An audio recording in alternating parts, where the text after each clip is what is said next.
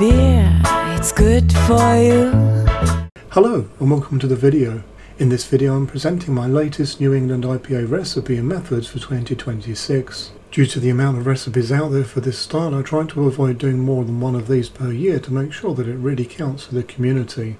This new version offers an update and total redesign based on the trends of the style.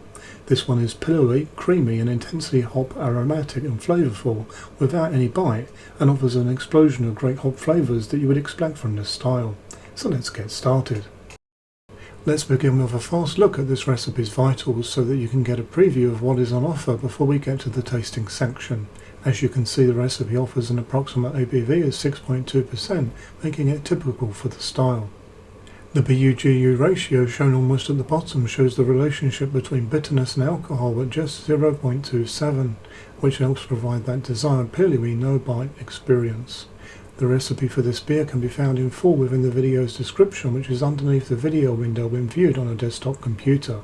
You will also find a link there to the full recipe on Brewfather, which can be used free of charge with some restrictions. As always, I strongly suggest that you fully convert the recipe before ordering in your ingredients so that you're actually brewing the recipe as it is intended. Please do brew this recipe as is the very first time, rather than tweaking it, as tweaks are already in place to bring this recipe into a very good place. Otherwise, the work I have done here is rather a waste of time. I have an easy guide to recipe conversion using Brewfather on my channel, as shown on screen now. Within this video, this recipe is being brewed using a Brewzilla Gen 4 65 litre brewing system to the volume of 20 litres, or the equivalent of 5.28 US liquid gallons. But as part of the conversion process, this can of course be scaled and shaped to suit your own brewing system and volume requirements. Let's now look at the water, the most vital element to any beer. Shown on screen is the water profile that I recommend for using with this recipe. Naturally, using the right water profile is very important. After all, beer is mostly water, and its balance is vital so that it suits the beer that you are brewing. This New England IPA profile from Brewfather works incredibly well with its increased chloride and restrained sulfate, which help accentuate flavour over bitterness and dryness, which works great for this recipe. But naturally, this is just one way to go here, so if you have a different profile that you really enjoy with this kind of beer style, then by all means go with that. Brewfather has extremely good documentation on how to use its software to make the necessary water changes too, which makes the whole process very easy. So on this basis, I suggest that all brewers, irrespective of experience, start treating the water as soon as possible for the very best of end results. You may well be surprised how easy it actually is. Let's now get into the brew, starting with the mash. This begins with adding our grain bill, which I will come to explaining shortly, to preheated mash water. I then use this Kegler mesh mixer to give it a good mixing, to ensure that every grain is wet and that there are no clumps. If you just have a mash pedal, then be prepared to spend some extra time getting this done, as a lazy attempt at this part of the brew will impact the rest of what you do from here on in. This mash was preheated to the first mash step that you can now see on screen, which allows us to create the right balance for this recipe so that it finishes its fermentation at the right spot. Let's now get the actual mash started as I explain the next points to you, and you will see how this evolved over time. When designing this year's New England IPA, I was not just thinking about fermentable sugars or efficiency, I was thinking about mouthfeel. Specifically, how do I create that soft, pillowy, creamy texture that makes a great modern IPA feel almost like fruit juice in a glass? This grain bill was built with exactly that goal in mind. Every grain has a specific job, and together they create the body, the haze and the texture that allow the hops to shine. Let's now go through these choices and what they offer to this recipe.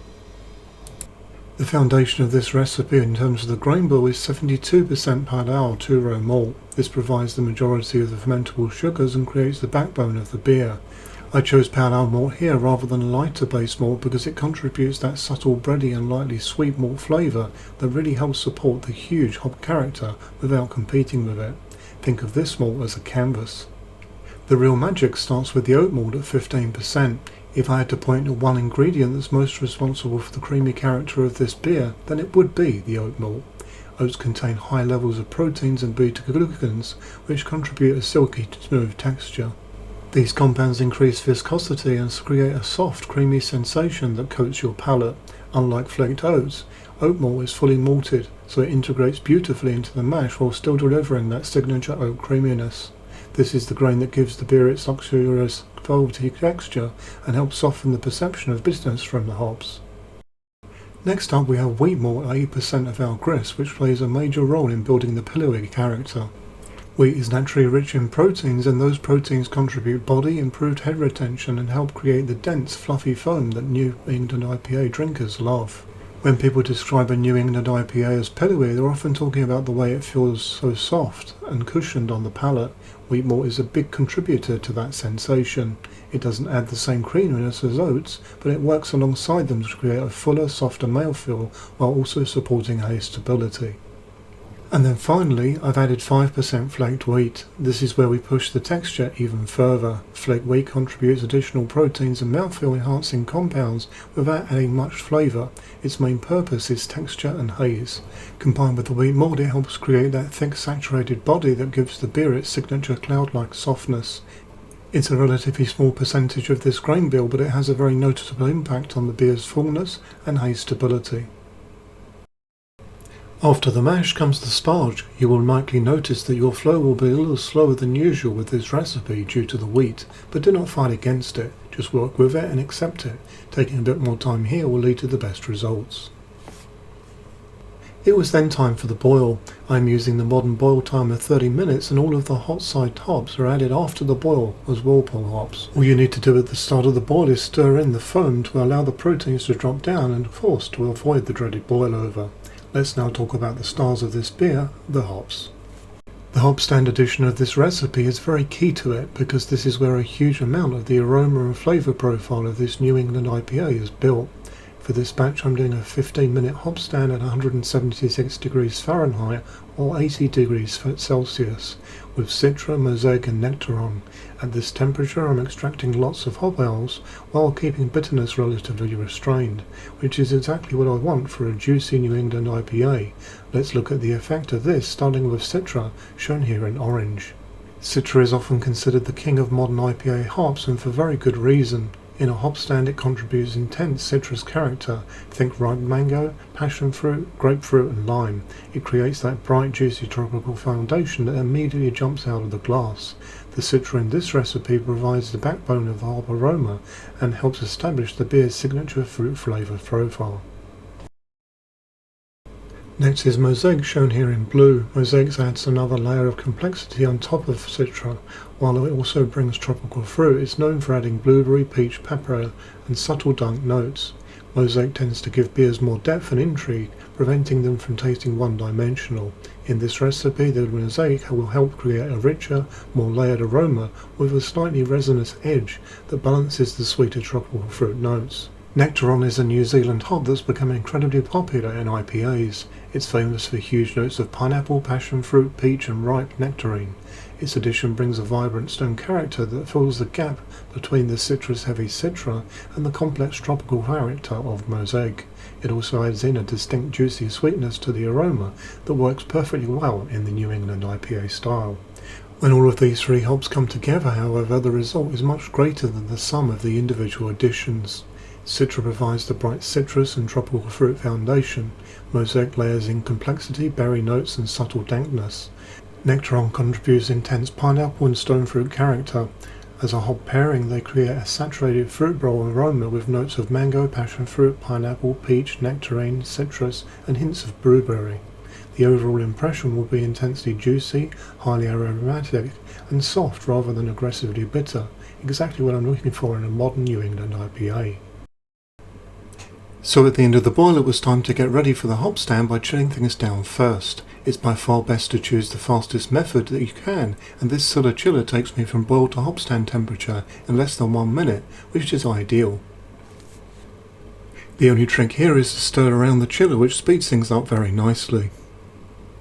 It was then time to add in the whirlpool hops and give them a really good stir in. This hop stand is essentially setting the stage for everything that's coming later with the dry hop additions, creating a massive flavour base before fermentation even begins. In the final minutes of the hop stand time, I prepared my already clean fermentation vessel by spraying on sanitizer. Sanitizing doesn't create a permanent sterile environment, it only kills microbes that are present at the moment. It's vital to understand that once the fermentation vessel sits empty with dry sanitizer applied, airborne bacteria, wild yeast, dust or accidental contact can reintroduce contamination, so always be sure that your sanitizer is still wet when transferring your wort. I then started cooling and transfer via my counterflow chiller. During this time I could pick up the beautiful aroma of mango, pineapple and orange. My yeast of choice for this beer is the Cellar Science New England Hazy, which will assist in providing further hop aroma, mouthfeel and the juicy tropical fruit character to the beer. I really enjoy the results at 20 degrees Celsius or 68 degrees Fahrenheit with this yeast, so this is the temperature that I recommend for during fermentation for this recipe.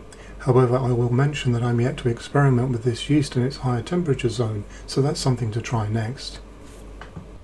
The very next step is concerning the dry hop additions, which are now shown on screen. Add your dry hops when you are between 5 to 10 gravity points away from your predicted final gravity. I have tried all methods of dry hopping, but frankly nothing so far has had as good results, and there is no need to buy a book either. The very most important thing here is to keep things clean and sanitary, so here is a guide to doing that in a way that has never failed me so far in hundreds of brews. In this example I'm going to use a hop sock, but the procedure is similar with other container types. This starts with boiling the bag. I strongly recommend doing this no matter if the bag has been previously used and cleaned, or if it's a brand new one straight out of the packaging. I then add this bag into a clean container and add sanitizer as a further safeguard. This will be the same container that I used to load the hops into. After this point I then wash and sanitize my hands, and this is repeated if I need to touch the bag after touching anything that is not clean and sanitary. These are very important steps to avoid contamination, which is all too common when it comes to homebrewers making IPAs because of this step. I then carefully add the dry hops with the bag lining the container, being sure that nothing touches the bag except for the hops. Once you have loaded all of your hops into the bag, then be sure to tie a nice strong knot to keep all of the hops contained. This loosely fitting hop bag, so there is room to expand, can now be added into your fermenter. In terms of contact time, 3 days is usually going to be plenty, but 5 days is fine too. I would avoid times more than a week to avoid grassy off flavours though. Let's now take a look at the finished beer from this batch, starting with the pour, and I will then go through my own personal tasting notes with you. You can see that the pour is a light golden colour, but once in the glass the end beer is more of a vibrant orange haze. I have made no attempts to clear this one according to the style. This beer has been under 12 psi of pressure, which is 0.83 bars. I'm using this pressure for serving too. The example you see here is at around the 4-week point from kegging, which is close to the sweet spot for this recipe in my experience. This beer is best when tasted between 7 to 10 degrees Celsius or 45 to 50 degrees Fahrenheit. This allows the fruit character to shine and the soft juicy mouthfeel to be more apparent. Go below this and you will have a muting of the whole experience of what makes this beer shine. So here are my tasting notes, starting with aroma. Aroma. This beer has intense aroma with layers of rich tropical fruit and citrus. Fresh mango, passion fruit, pineapple, peach and juicy orange dominate the nose, supported by notes of grapefruit zest and mixed tropical fruit salad. Flavour. A burst of juicy tropical fruit leaves the palate with prominent mango, passion fruit, pineapple, peach and citrus notes. The low bitterness keeps the beer smooth and approachable, allowing the hop flavours to shine.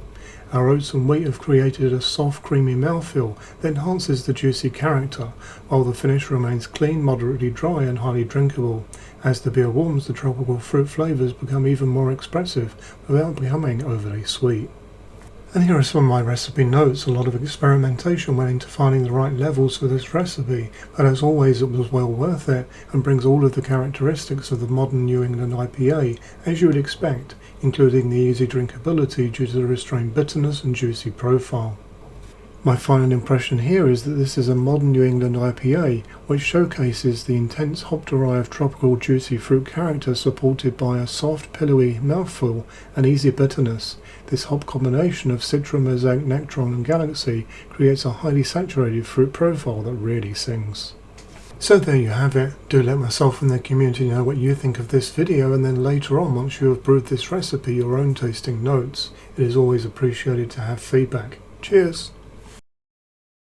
I do hope that you found this video useful, informative and interesting. If so, why not consider liking and subscribing? For further support, you can join the channel's Facebook group, and if you would like to support the channel, then check out the channel's merchandise store, as all profits go back into the channel. Until next time, happy brewing!